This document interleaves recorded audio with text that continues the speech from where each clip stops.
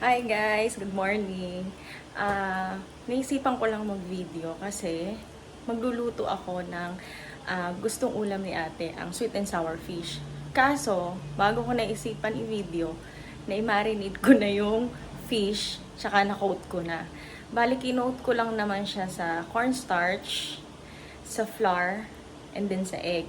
Pero yun sa mixture ng cornstarch tsaka ng flour, mas marami dapat yung cornstarch para crispy. Tapos, nilalagyan ko na siya ng paprika, cayenne pepper, pamintang durog, garlic powder, then magic sarap. Yung yung flour and cornstarch nilalagay ko na doon. Tapos, ididip mo siya sa egg. Una, ilalagay mo siya doon sa mixture ng flour and cornstarch and then sa egg. Tapos, ibabalik mo ulit siya doon sa mixture ng flour and cornstarch. Uy guys, pasensya na kayo kung bulol-bulol ako. Kasi sa totoo lang, ayoko nung mag-video ko. Tapos, pag mali, uulitin ko. Tapos, video ulit ako. Hindi ko na parang nangyari, parang nag-skip na ako. Ayoko na ganun. Gusto ko parang nagkukwento lang ako. Kaya minsan, bulol-bulol talaga ako. Kasi kung ano lang talaga yung maisipan ko sabihin, yun yung sasabihin ko. Kasi wala talaga akong idea sa paggaganto eh. Nagtatry lang din ako. Ngayon, gusto ko i-share sa inyo kung paano siya lutuin. O, dyan muna kayo, ayusin ko lang yung lutuan. Okay, so sinasabi ko kanina na na-coat ko na cream dory. Ang kailangan lang naman sa sweet and sour fish is cream dory, bell pepper, sibuyas, pineapple tidbits, UFC ang gamit ko pag sweet and sour, then magic sarap, suka, patis, mantika, cornstarch na tinunaw na sa water, and then sugar and tubig. Ipapainit na ako ng mantika na pipituhan ng cream dory. Priton natin guys yung fish. Huwag sobrang init yung mantika kasi magba-brown agad.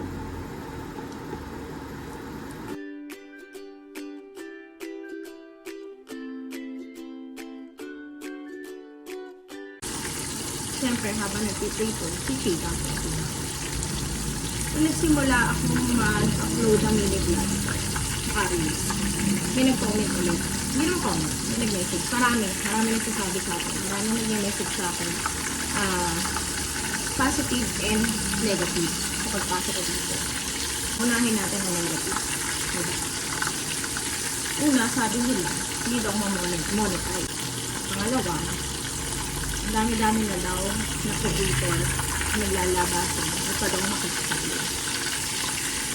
Pangatlo, papadaya ako daw ang mga anak ko. Sagutin ko yung tatlong yun. Kasi yun na yung talagang pinaka nabigyan ng pansin sa lahat ng comments na sinabi sa akin. Iba-ibang tao yun. Una, yung monetization. Noong una, yung talagang target ko. Kasi kahit sino naman, di ba, ang gusto is kumita ng pera. Lalo sa panahon ngayon, nagtataasa ng bilihin. Pagaya ko na 3 anak ko, siyempre kailangan ko rin kahit pa paano tumulong sa asawa ko. Hindi naman na niya ako inobliga. Pero, siyempre ako, gusto ko rin magkameron ng sariling income ko, saka makatulong kahit pa paano. Pero, nag-pressure ako eh. May pressure siyang kasama. Hindi na siya enjoyment, hindi na stress reliever ang nangyari sa FB ko eh. So, ngayon, naisipan ko, hayaan na lang. Kasi diba, life is short. Enjoy. Nandun na, may mga problema, kasama yung sa buhay. Hindi mawawalang problema. Pero, hindi naman kailangan na panay na ng problema, panay na ng pressure, ilalagay natin sa buhay natin. Kailangan din naman magsaya tayo. Nakakaramdam ako ng saya sa kakachito ko ng ganito. So, naisipan ko, mag-mini-vlog na lang, diba? Kung may manood, thank you. Kung wala, okay lang, diba? Ganun din naman dati nung nag-upload ako ng private profile ako. Pag wala nagla-like, wala nag-reviews, okay lang sa akin. Bigyan na lang din, diba? Tapos, yung pangalawa naman is, sabi, wala daw mapagsagal sa mga creators niya. Hindi na kami mapagsagal yun. Kasi nga, sino lang ba ako? Simpleng JR lang ako. Simpleng nanay lang ako. dito lang ako sa bahay, luto, laba, linis, alaga ng bahay, dating sundo, palengke. Yun lang ang alam ko eh.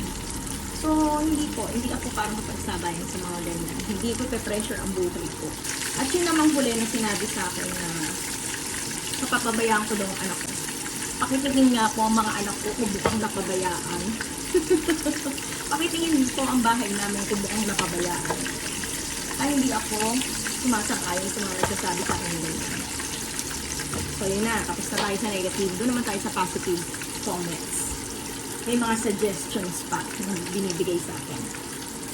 Una, sabi, natutuwa daw silang panoorin yung tuwing reels ko. Natutuwa rin daw sila sa vlog-vlog ko kahit ganun-ganun lang daw yun. Tapos binibigyan nila ako ng suggestions na gumawa ako ng ganito, maglagay ako ng ganito, mag-link ako ng mga budol-budol kasi nga nakita nila yung gamit namin. Tapos alam naman nila na hindi ako basta-basta nabili ng bagay na hindi siya useful at expensive. Alam nila yon.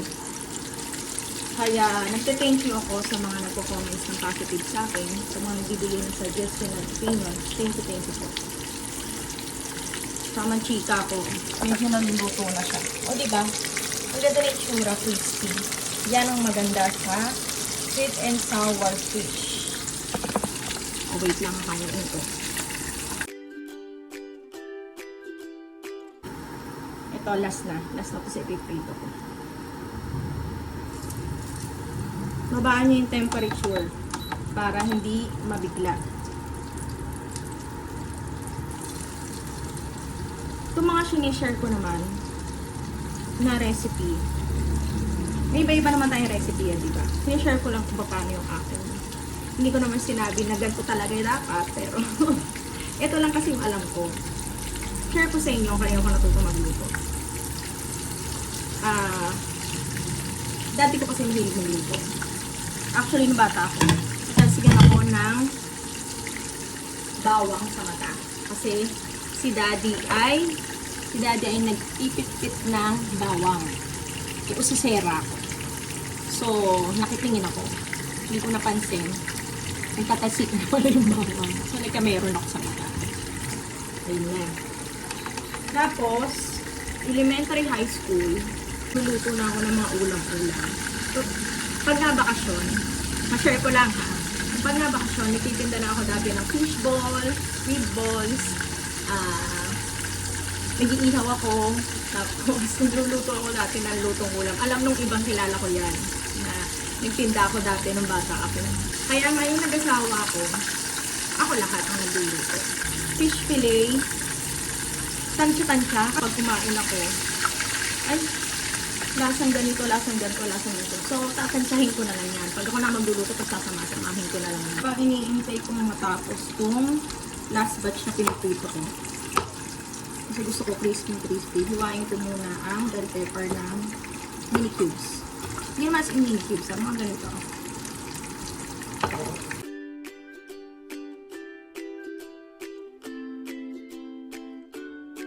Tapos sa sibuyas, ganun lang din.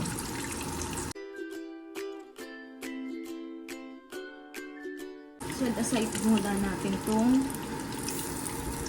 fish na pinirito natin. I-air dry ko muna. Tapos, mamaya-maya, iprito ulit para mas crispy. Pag sa second fry na, kailangan mataas na yung temperature. Lalagay mo yung pinirito mo kanina pag sobrang init na. Para hindi niya sipsipin yung mantika. Pinagsasabi ko based lang sa experience ko ha. Hindi ako professional. Nagpi-feeling lang ako, chef. Kasi ito lang yung natutunan ko na nagustuhan nila. So, feeling ko, tama yung ginawa. Kaya, sinishare ko lang din sa inyo. Ayan. Mainit na. So, ibalik na natin ang fish.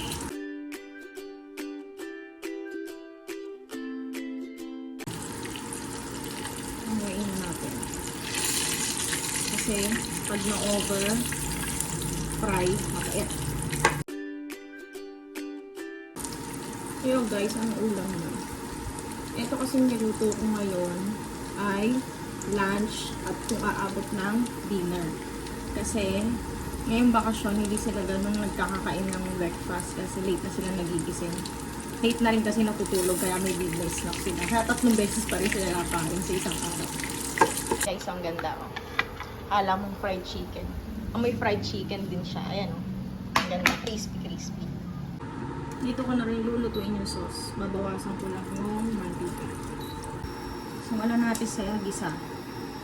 Inuuna ko yung bell pepper. Pero saglit lang. Sunod yung sibuyas. Bigyan na natin ng black pepper. Siyempre, hindi ko makakalimutan. Garlic powder. Tapos ketchup. Hindi ko may bigay measurement kasi tansya-tansya lang talaga eh. Pero konti lang kasi ay atin ng lasang-lasa yung ketchup. Sunod natin ang pineapple tidbits. Hindi ako nabili na nasa lata. Mas gusto ko nasa pouch. Sama na yung sabaw. Talaga sasairin niya. Kulang na naibaksak pati yung lalagyan. Hintayin ko lang kumuluto. Nilagay kong pineapple tidbits tsaka yung juice niya. Pero lagyan na natin ng konting patis. Konti lang. Konting suka. Actually, minsan, kaya ako naglalagay ng suka para iwas panis, lalo na kapag maghapon namin ulam yun. Lagyan natin ng sugar. Ito, medyo damihan. Para matamis-tamis. Lagyan natin ng konting tubig kasi for sure, sasabaw na naman ng mga anak ko. Makulo na siya, kaya tikman natin. Lagyan natin ng konting magic sarap.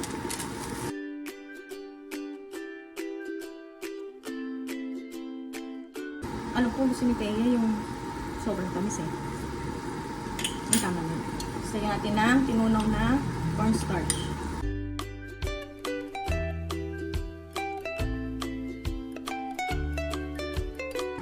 Lagyan pang konting tubig kasi masyadong malapot. Naparami ako.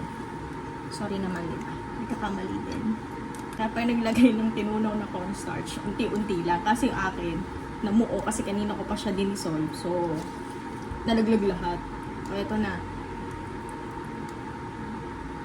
Habang tumatagal kasi habang kumukulo, lalapot naman siya. Natapos na ito, maghuhugas pa ako. Actually, mga tulog pa sila eh. Anong oras na? Tulog pa sila. So, wala nag-almusal sa amin. Ako yung coffee lang na lagi ko tinitik sa umaga. Ako rin ko na lang. Ito na ang sauce ng sweet and sour fish. Mamaya ko siya sasama dun sa fish. Kasi, maghuhugas muna akong pinggan. Hindi muna ako naghugas kasi biglang may dumorbell habang nililigpit ko yung pinaglutuan ko. Dumating yung parcel. Umorder ako ng camping chair. Pero sana walang defect kasi ang hirap na magbalik sa Shopee ngayon. As in, minsan hindi na nila nire-refund yung pera. Kahit na sabihin mong fault nila. Nangyari sa akin yun. Pero buti na lang 150 lang. Eh eto magkano to? 4 na camping chair. Akala mo naman kung saan pupunta no, may pa-camping chair pa. O siya, dyan muna kayo. Gising na si ate. So, sasama ko na yung fish doon sa sauce.